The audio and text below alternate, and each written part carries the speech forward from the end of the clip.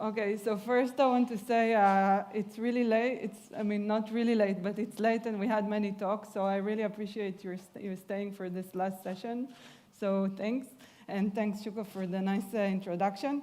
So I don't have time to talk about all the interesting challenges we're working with. I chose to talk about 2 challenges, and when I prepared the talk, I realized that I was supposed to call it photometric 3D in the ocean. So I'll start with talking about photometric stereo in the ocean. First, just a quick reminder what's conventional photometric stereo. So in photometric stereo, we have one viewpoint. So we have one camera. The camera doesn't move. And we move the light source. So we need at least 3 light source directions. And we image at least 3 different images with this 3 different directions. From this, we can recover, we can solve a linear equation system, we can recover the normals, and then the 3D of the object. It works under certain assumptions. None of them is true underwater. So what happens underwater? And this is a paper we published in the last ICCV. This is work I did at the end of my postdoc with Zach Morez, Ravi Ramamurthy, and David Kriegman. So when we try to do it in a scattering medium, so first in air, and thanks Srinivas for showing some of these light paths earlier, when we illuminate with the light source in air, we have a ray illuminating a point. When we do it in a scattering medium, the scattering medium scatters the light ray, and then there is an additional forward scatter component. Now think about that. One of the assumptions in photometric stereo was that we have the direction of the light source. But when you have this situation, what's the direction of the light source, right? We don't know. So that's one issue. A second issue, when we look at the light path from the object to the camera, again, there is forward scatter that also scatters the signal. And there is also backscatter. The backscatter is an additive component. This medium scatters the light back into the camera without even touching the object. So this is an additive component that also spoils the signal. Now, if you look at all that, you can think that, well, it's impossible to do photometric stereo in a medium because for photometric stereo, we need to know what's happening with the light. And to solve the photometric stereo problem, we use the intensities. We are basically looking at the changing intensities of the image as a function of the normal of the object. And now the medium changes the intensities, and what can we infer from that? So I'll show you first I'll show you that it works, and then I'll explain how. So this is the image that we took. Can you see what's there? Not much, because the medium was very turbid. This is the ground truth. So you see we had a lobster toy, so we wanted to have a water object, so we took a toy in the shape of a lobster. In the States, it's okay to have lobsters. And and they also sell them as toys. And when we apply, so we took several images. When we apply the standard photometric stereo equations on them, we have this result. This is what we call the air result. You can see it's very flat. This is mostly because of the scattering, the backscatter and the forward scatter. And you can see it doesn't work. And this is our result. From this kind of turbidity, you can see we are almost as close to the ground. We are very close to the ground truth. Now, how did we do that? So first, it is feasible to do it. And I just want to say there were previous works. I don't have time to go over all the previous works handling photometric stereo in a scattering medium. Srinivas, I don't see you, but he was one of the authors of the previous works. But our method, what's new in our method is that we handle nearby light sources. We handle forward scatter, and we introduce a new way to handle backscatter. Now, let's look at the forward scatter. So I told you we want to have a light source with a single direction so we can estimate normals. And it turns out that if you look at this light source, it looks scattered and with not a single direction. But through simulations, we show that this can be approximated as an effective light source. So all this can be added together to have an equivalent light source. And you can see here, this is the error of the simulations between the simulated source intensity and the equivalent light source intensity. The error is very small, and it's mostly at an angle of 90 degrees, which is not very useful for photometric stereo anyway. So what happens here is that we estimate the scattered light source by an attenuated light source. So the light source is only attenuated by the medium, but is not scattered. The equivalent light source takes care of the scattering. So, but the intensity depends on the amount of the effective intensity, and attenuation depends on the scattering of the medium. This means that the intensity of the light source and the effective attenuation coefficient, they change with the medium. So this needs to be calibrated if the medium changes. The next thing is to handle backscatter. Now, in 2014, a paper in CVPR showed that you can subtract the backscatter by using actually something Yoav and I showed in my PhD, that the backscatter saturates fast. They used this fact, and they took one calibration image of the backscatter, then subtracted it from the image, and this is how they eliminated the backscatter. I will compare to their method, but what we did is to use fluorescence imaging to eliminate the backscatter. Now, when you have a simple imaging setup, a standard one, you have a light that is reflected from the object. It has similar colors to the backscatter, and then the backscatter veils the reflectance, and you get this image. We used fluorescent objects, and then what happens in fluorescence is that you illuminate an object with an excitation source, and the fluorescent signal is a signal in different wavelengths that are longer. And then to image the fluorescence, we block the excitation light. So we have a filter, so the colors here are the actual colors that we used. We use a blue light source and a yellow filter on the camera. So the yellow filter blocks completely the illumination color, but the fluorescent signal actually penetrates that, and we can image it. So this is the fluorescent signal of the same scene. You can see that the backscatter is eliminated. Okay, so the first step of our algorithm is to remove the backscatter. First, we approximate the light source, we calibrate everything. Then we remove the backscatter and I'll compare the two methods, ours and the 2014 method. This is using our method. You can see that the backscatter is eliminated optically just by imaging a fluorescent object. But you can see that there is still glare. This glare is because of the forward scatter. What do we do with the forward scatter? We showed that we can, again, approximate it as a global point spread function. We calibrate that and deblur the object. So this is how it looks like after deblurring. You can see that we are slowly recovering the image signal. Now when we have these images, these serve as an input for a linear system. We solve them to get the normals. I just want to say it's a linear system if we assume a weak perspective model. For the full nearby light sources, it's a nonlinear system that can also be solved. We just need a fourth input image. And these normals are integrated to get the surface. Now, some results and comparison for the previous method. So first we start with lower turbidity. So the two results on the left show you the results without handling forward scatter, and this is what was done by previous methods. They didn't handle the forward scatter.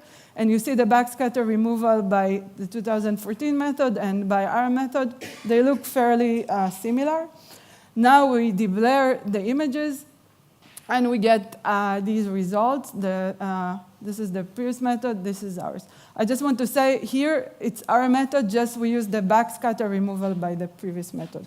It's not that they didn't deblur the images. Okay, now let's switch to high turbidity. You can see that even when we subtract the backscatter or remove it, the results are pretty flat, and this is because of strong forward scatter in the images. Now we again deblur them. What happened here?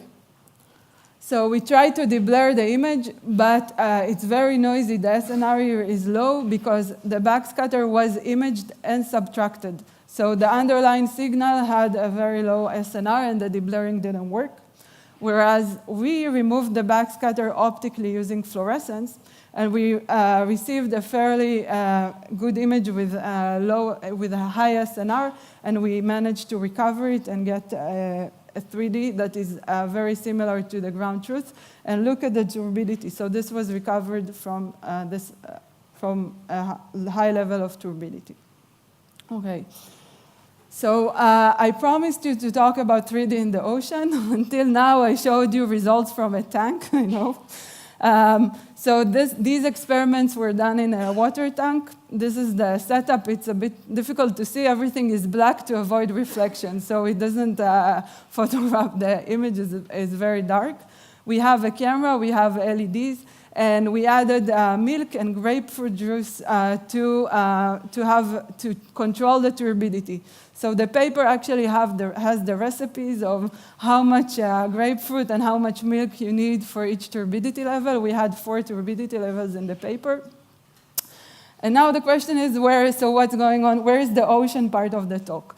So a bit similarly to what Treibitz is trying to do with the cars, we want to transfer all that to autonomous underwater vehicles, basically robotic vehicles that go in the ocean. So we have a new project that is funded to build and enhance an underwater robot that will be able to do computational imaging. Now you can, something like that, that's the dream. And you can imagine it will require modifications in terms of maneuvering it, having it image multiple images of the same scene, triggering the light sources, and so on. And so this is now work in progress. I did want to show you some images that we're taking in situ, and I want to show you microscopic images that we took, and it's also related to the photometric stereo. So when you think about the ocean, I think about a vast body of water with a lot of area to cover, and that's why we need an underwater robot that can swim and map everything. But there are many microscopic organisms in the ocean, and some of them are corals. And by the way, the international visitors here, we have really nice coral reefs in the Red Sea if you have some time to visit, and I'll show some images from there. So when we think about coral reefs, we think about, again, something that is pretty big, but when you look at the animal is actually pretty small. These are the individual coral animals, and their size is less than 0.5 millimeter. And I don't know if you're noticing, but this is actually a fluorescence image of a coral, and that was one of the motivations for the previous work. You can think, maybe you thought to yourself, oh, but they're using fluorescence, this is a bit limiting for the method and so on. But there are many biological organisms that naturally fluoresce, especially underwater. So we showed how to take advantage of this characteristic to improve the reconstruction. Now, we wanted to image these organisms in situ underwater, and for this, we had to build an underwater microscope. There were no existing systems for that, so I don't have time to show many images and movies from that, but I just want to say this paper was accepted last week to Nature Communications, and finally we'll have all the videos online, I think, in a few weeks, so I'll invite you to go there and see them all. So the principle was that we had to design our own imaging system so we can actively focus underwater on the corals. We want to image them while diving. They're alive. We don't want to kill them, and so to bring them to the lab microscope. And the microscope is composed from several components. We have, I think it's better to show it here, we have 2 underwater housings. One has the camera, the optic system, the illumination, the camera, and so on.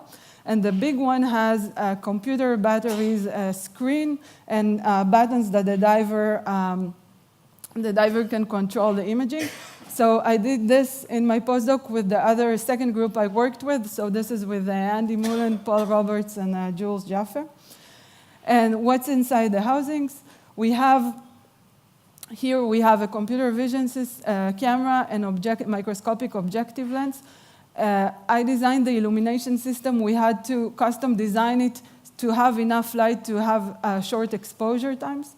So we have 6 LEDs here, and as you can see, it's actually a perfect setup for photometric stereo, right? We can trigger each LED separately to do photometric stereo. We didn't do it yet. And the nice thing in the system is that we have an electronic tunable lens. This is a fairly new technology. If you don't know it yet, I recommend that you look at that. It's a lens that changes its curvature as a function of the input current.